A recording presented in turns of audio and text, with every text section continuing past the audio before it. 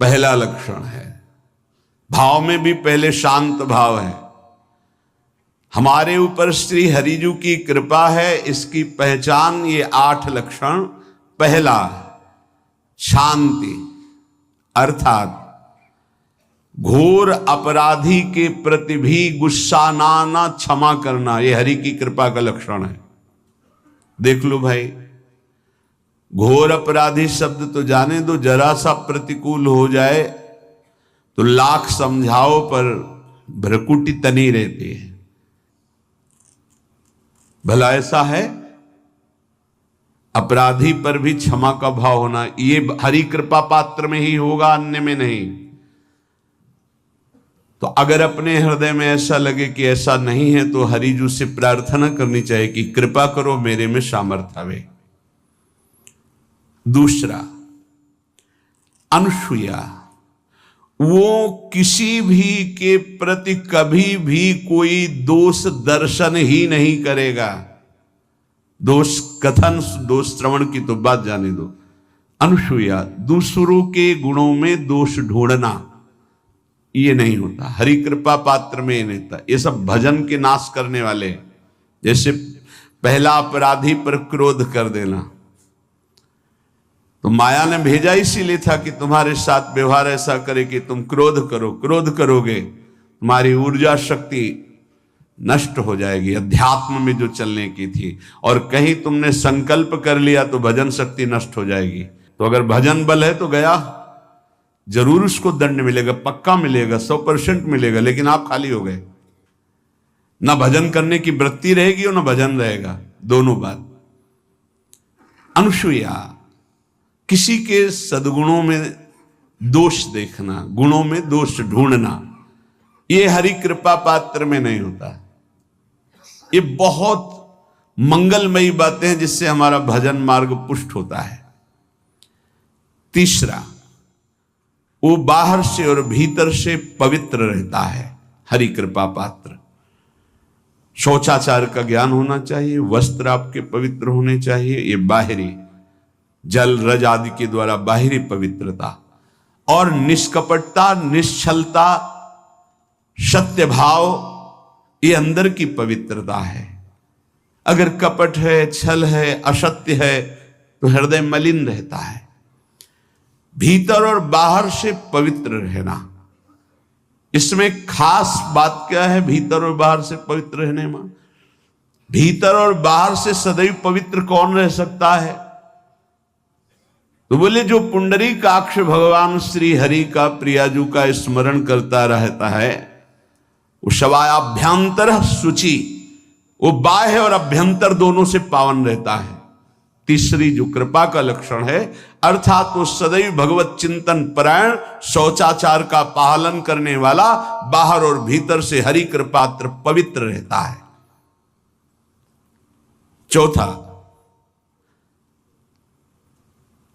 ऐसे कार्यों का अनुष्ठान न करे जिनमें हमारा भजन छूटता है, जिनमें सत्य छूटता है, जिनमें भगवत भाव छूटता है। जैसे आपके ऊपर कृपा हुई, आप भगवत मार्ग में चल रहे हैं, अब आप ऐसे संसारिक कार्यों का अनुष्ठान कर रहे हैं जिनमें आपकी चित्तवृत्ति बिल्कुल भगवत विमुख हो रही, तो जीवन का लाभ क्या होगा? लाभ तो है भगवत स्मरण सहित। जैसे कल एक ने प्रश्न किया कि मैं खाता तो नहीं हूं लेकिन मांस की दुकान में मांस बेचता हूं, होटल आदमी, क्या उचित है? ये उचित कैसे हो सकता है? तुम और भी तो व्यापार कर सकते हो। जरूरी है धर्म का पालन करने की इच्छा करते हो, धर्म आचरण करते हो, ऐसा नहीं। तो विरत बहुकर्मा, उन कर्मों से हमें विरत रहना है जो हमारे धर्म के विरुद्ध है, जो भजन के विरुद्ध है। हरि कृपा पात्र ऐसे कर्मों का अनुष्ठान कर ही नहीं सकता। अपने भजन का फल देखना भगवत कृपा पात्र के, सबको प्रदान कर देना। हिम्मत है? अपने भजन, इतनी मेहनत से किया हुआ भजन, भजन होने के बाद हे प्रभु इस भजन का फल हो, सर्वे भवन्तु सुखिना सर्वे सन्तु निरामयः। यहां तो कहते महाराज एक माला रोज आपके लिए करता हूं कि आपकी बीमारी ठीक रहे, तो शेष किसके लिए करते हो प्रभु?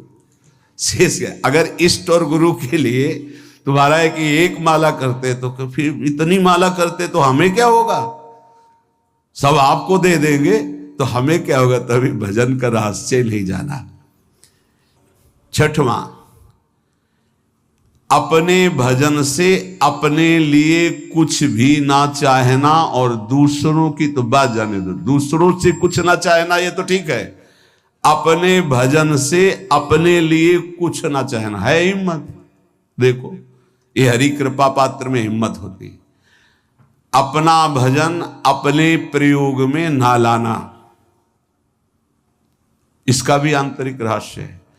अपने प्रयोग में आप शरीर को लेकर के बोलेंगे, अगर स्वरूप को लेकर तो प्रयोग की कोई वहां जरूरत ही नहीं, स्वरूप पूर्ण काम है, वहां कोई अभाव नहीं। जब आप कोई भाव अपने लिए करेंगे तो देह भाव होगा, देह भाव से किसी विषय की मांग होगी। विषय पूर्ति भजन का फल नहीं होता, भजन का फल होता विषय निवृत्ति। बहुत जोर की बात है, कैसे समझ में आए। अपने भजन का भी फल अपने लिए नहीं, दूसरों से कुछ चाह रखना तो बात ही जाने दो, भजन से भी कोई अन्य सुख की चाह नहीं हुई। क्या चाहिए, भजन ही बनता रहे, भजन का फल भजन बनता रहे, खूब निरंतर जप करते रहे। सातवां, किसी भी मान सम्मान कीर्ति पद प्रतिष्ठा के मिलने पर हृदय का असंतुष्ट हो जाना, यह हरि कृपा पात्र का लक्षण होता है। प्रणाम नमस्कार जय हो तो हृदय में असंतुष्ट हो जाना चाहिए। कोई किंचन मात्र अभिमान न उदय हो जाए। प्रभु बचाओ, ये माया की चकाचौंध से बचा लो नाथ। कौन सा अपराध बन गया कि आपकी जय की जगह यहां हमको ऐसा सुनना पड़े। मान प्रतिष्ठा कीर्ति जिसके लिए बड़े बड़े लालायित रहते, हरि कृपा पात्र को विष की तरह चुभती है। और आठवां,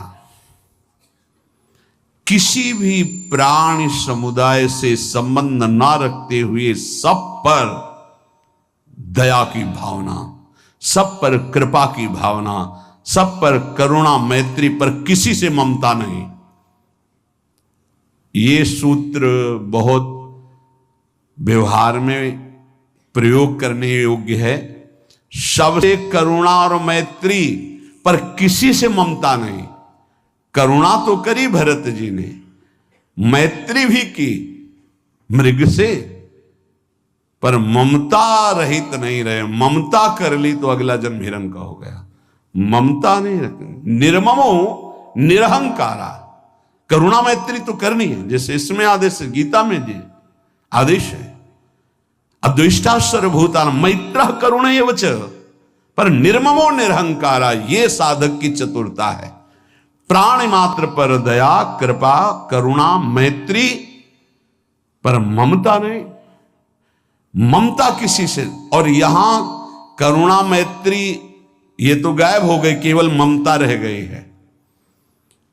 अपने शरीर से ममता, शरीर संबंधियों से ममता, विषय भोगों से ममता, यही जहर है।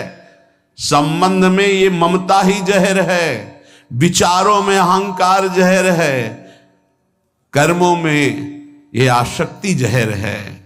इसी जहर को मिटा दे तो जीवन मुक्त महापुरुष कर्म करते हुए, विषय सेवन करते हुए, वार्ता करते हुए, विचार करते हुए, बिल्कुल जहर रहित तो उसका जीवन हो गया। तो ये 8 बातें हरि कृपा पात्र में होती हैं, इनको बार बार सुनना, हृदय में धारण